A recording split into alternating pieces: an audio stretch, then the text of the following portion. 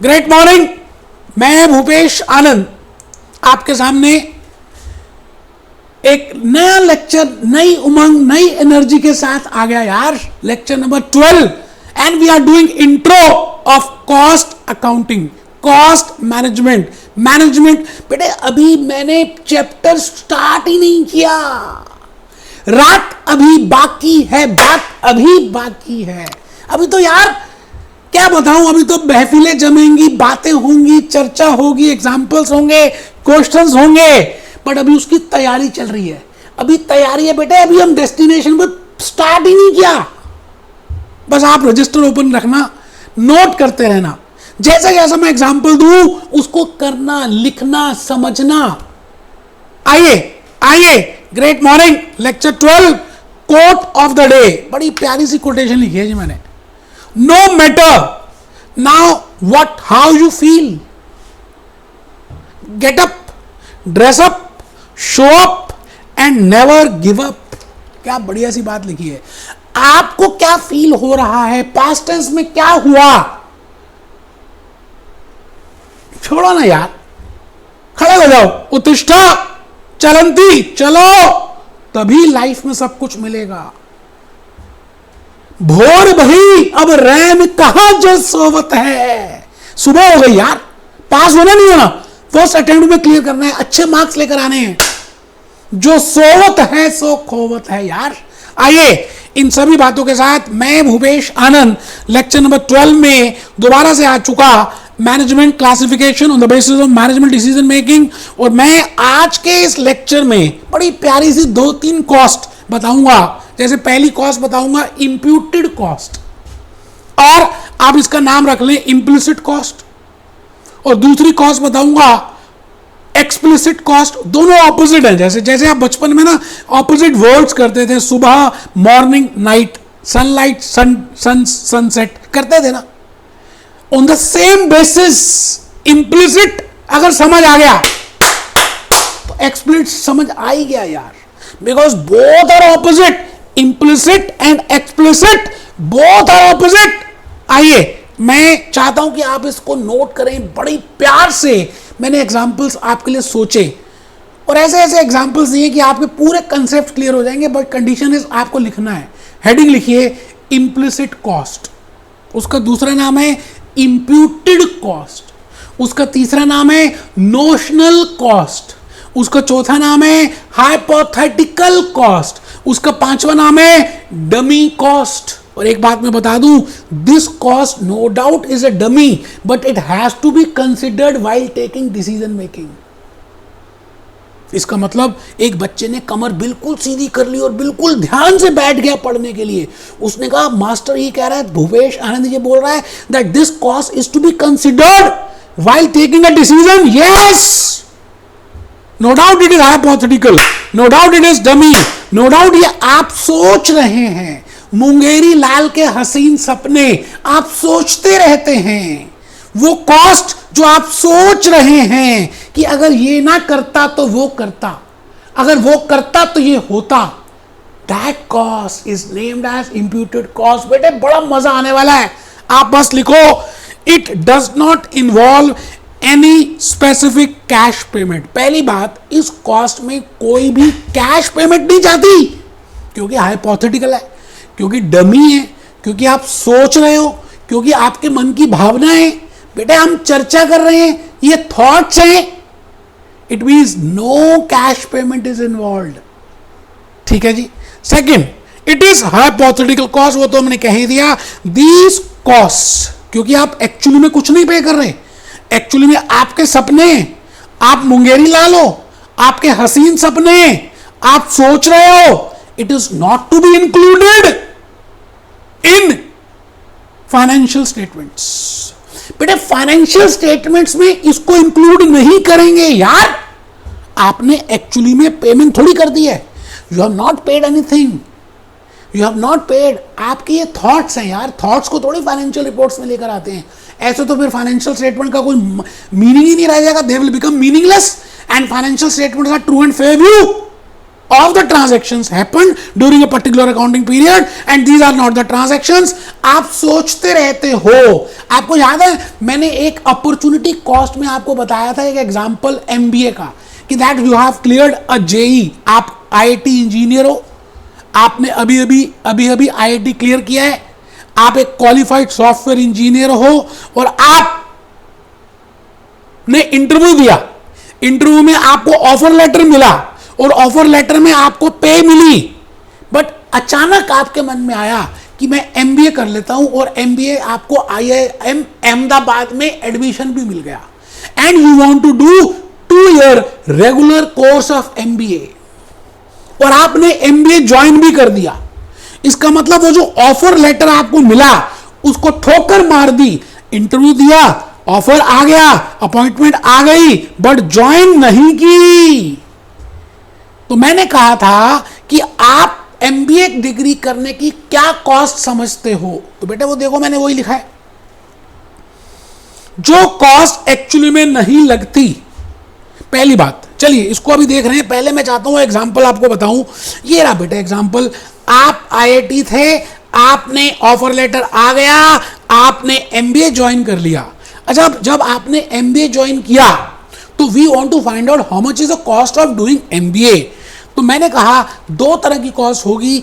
एक तो वो कॉस्ट है जो आपने पे कर दी, that is a fees paid, you have already paid that.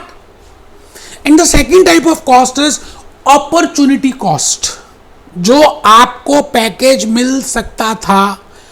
Assume कर रहे हैं 8 लाख रुपए का पर एनम का पैकेज आपको उस ऑफर लेटर में मिला था और 2 इयर्स एमबीए करेंगे तो 2 साल तक वो जॉब नहीं करेंगे. ऑफर लेटर आ गया था, 16 लाख मिल सकते थे, आपने एमबीए ज्वाइन कर लिया. That 16 lakhs is opportunity cost. And what is the cost of doing MBA? I will say 26 lakhs because you are paying 10 lakhs from your pocket and you could have earned because you have already got that offer letter. That is opportunity cost. But my dear friends, मैं आपको बता रहा हूं इस समय implicit cost, imputed cost. मुझे opportunity cost बताना पड़ा इसलिए क्योंकि अपॉर्चुनिटी कॉस्ट में और इम्प्लिसिट कॉस्ट में एक थोड़ा सा थिन डिफरेंस है. आपको अगर वो डिफरेंस नहीं पता चलेगा तो आप बचपन में या हमेशा यही सोचेंगे कि अपॉर्चुनिटी और इंप्यूटेड एक ही होते. बेटे नहीं. अब मैं आपको बताने जा रहा हूं इसी एग्जांपल में कि आपने आईआईटी इंजीनियरिंग क्लियर कर ली, आप सॉफ्टवेयर इंजीनियर हो, आपने कोई इंटरव्यू में नहीं गए, क्योंकि इंटरव्यू में नहीं गए तो ऑफर लेटर भी नहीं मिला, बट आपने डायरेक्टली एमबीए ज्वाइन कर लिया. एमबीए ज्वाइन करने के बाद एक दिन वैसे ही बैठे हुए थे, आपको अचानक एक विचार आया, क्योंकि आपके दोस्त ने एमबीए नहीं किया, उसने कहीं जॉब स्टार्ट कर दी टीसीएस में, तो आपको एक थॉट आई कि अगर मैं एमबीए ना करता, इंटरव्यू देता, ऑफर लेटर आता तो मुझे भी लगभग इतने की पे मिल जाती. I repeat, you have not given interview, you don't have received offer letter, but still you are thinking कि अगर ऐसा होता तो ये होता. Getting my point? Opportunity cost में आपने इंटरव्यू दिया, ऑफर लेटर मिला, आपने फिर भी नहीं किया, बट यहां पर कुछ नहीं दिया, कुछ इंटरव्यू नहीं दिया, ऑफर लेटर नहीं मिला, बट स्टिल आप सोच रहे हैं मुंगेरी लाल के हसीन सपनों जैसे कि ऐसा होता तो ऐसा होता. Getting my point? So this cost is imputed cost, hypothetical cost, notional cost, implied cost. I think आप बात को समझ पा रहे हैं जो मैं कहना चाह रहा हूं. बेटे मैं इसी एग्जाम्पल में मैंने लिखा कि आपने आईआईटी के बाद सीधा एमबीए ज्वाइन कर ली, बीच में कोई इंटरव्यू नहीं आया, और जब आपने एमबीए ज्वाइन कर ली तो एक दिन सोच रहे हो कि अगर मैं जॉब करता तो मुझे इतने पैसे मिल जाते. मुंगेरी लाल के हसीन सपने, ये देखो जी, मुंगेरी लाल सोच रहा है, मुंगेरी लाल के हसीन सपने.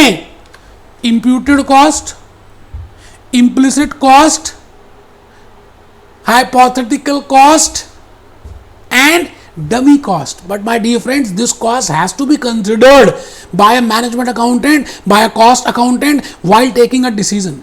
मैं एक दूसरा एग्जांपल से और ज्यादा आपको लॉजिकली कंसेप्ट समझाने की कोशिश करूंगा. मैं आपसे कहता हूं कि आपके पास 10 लाख रुपए हैं, आपने पिछले 2-3 सालों से फिक्स डिपॉजिट किया हुआ है HDFC में, कोविड सिनेरियो में भी, पोस्ट कोविड में भी. अज्यूम करते हैं इंटरेस्ट रेट 10% का है और आपको 1 लाख रुपए 1 साल का इंटरेस्ट मिल ही जाता है. आपने क्या किया, कोविड सिनेरियो के बाद उस एफडी को तोड़वाया, रियलाइज किया और वो पैसे बिजनेस में लगा दिए.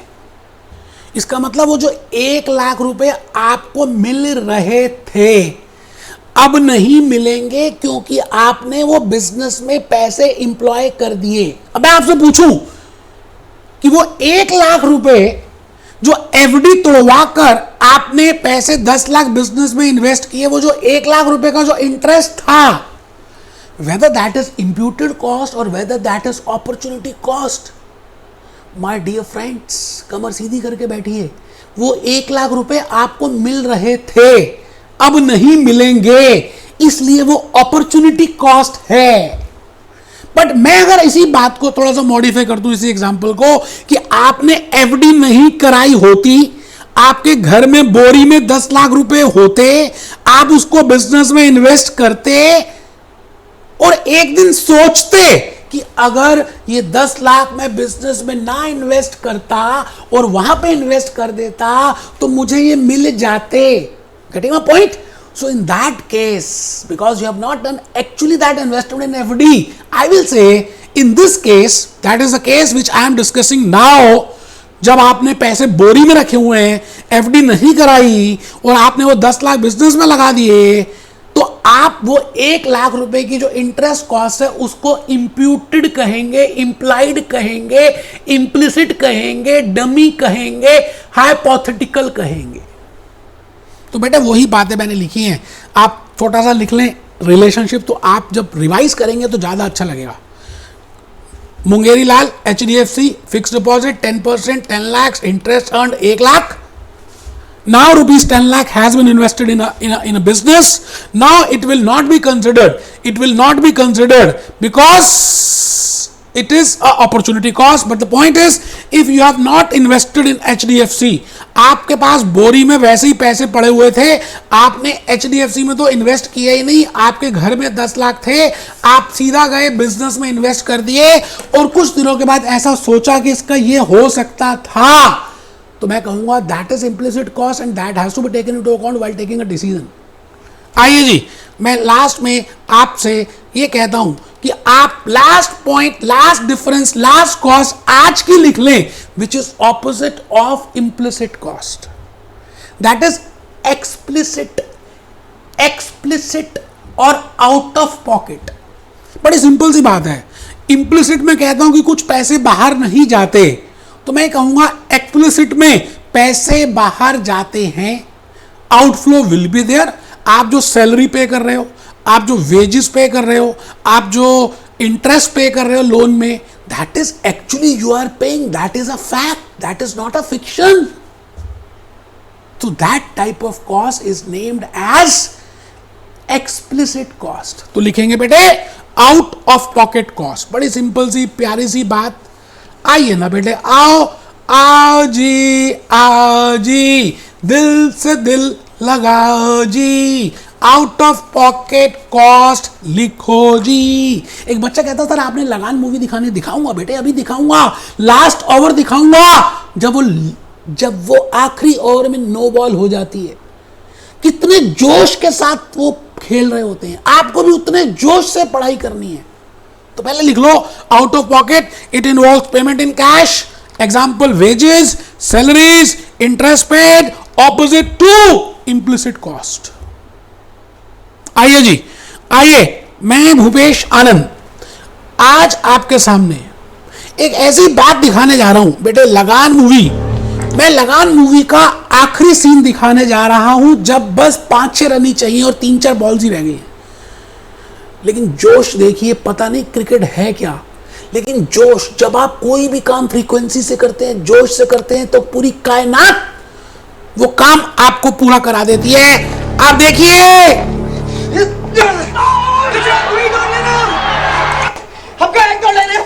चेहरा देखिए आमिर खान का, 1 रन चाहिए फकवा, भाग जा,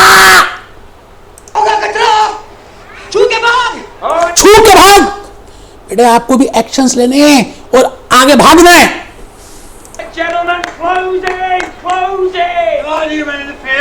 आई थिंक ये सीन याद आ रहा है आप सबको जो मैंने ये सीन दिखाया बेटे। बस लाइफ में भी ऐसे ही है, आपको कोई भी काम करना है जोश से करना है तभी पूरा होगा। देखिए सांस, देखिए कैसे ले रहा है, सांस कैसे ले रहा है, आवाज आ रही है। पढ़ते समय आपको भी यही काम करना है बेटे।